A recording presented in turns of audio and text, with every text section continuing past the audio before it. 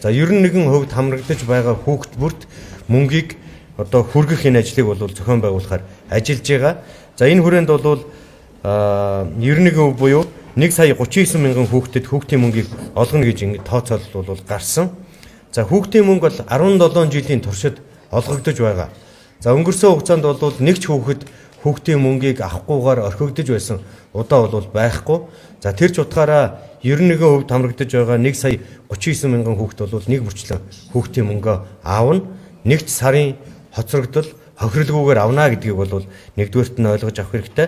За хоёрдугаарт нь энэ 1 сая 39 мянган хүүхдээс өнөөдрийн байдлаар өрхийн мэдээллийн сангаас тодорхой болсон 823,354 мянган хүүхдийн мөнгө бол өнөөдөртөө багтаж дансанд нь орохоор төлөвлөгдөн ажиллаж байна.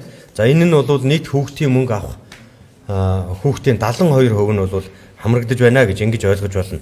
За өчигдөр олон нийтэд мэдээлэл хийснээс хойш өнөөдрийн байдлаар захим хэлбэрээр 21,513 өрх мэдээлэлээр залруулах хүсэлтийг бол ирүүлсэн байна.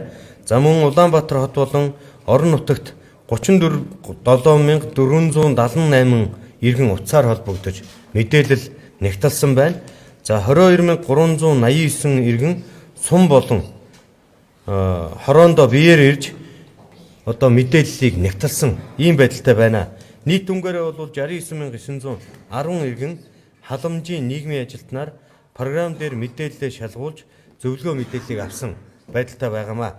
За одоогийн байдлаар хүсэл гаргасан 16 мянган өрхийн мэдээллийг шуурхай засварласан байна. Сум болон хороодод засаг даргаар ахлуулсан хамтарсан баг буюу халамжийн нийгмийн ажилтан улсын бүртгэгч нар иргэдэд мэдээлэл зөвлөгөө өгөх ажлыг шуурхай гүйцэтгэж эхлээд байна гэдгийг бас та бүхэндээ өнөөдрийн мэдээллээр олгож байна.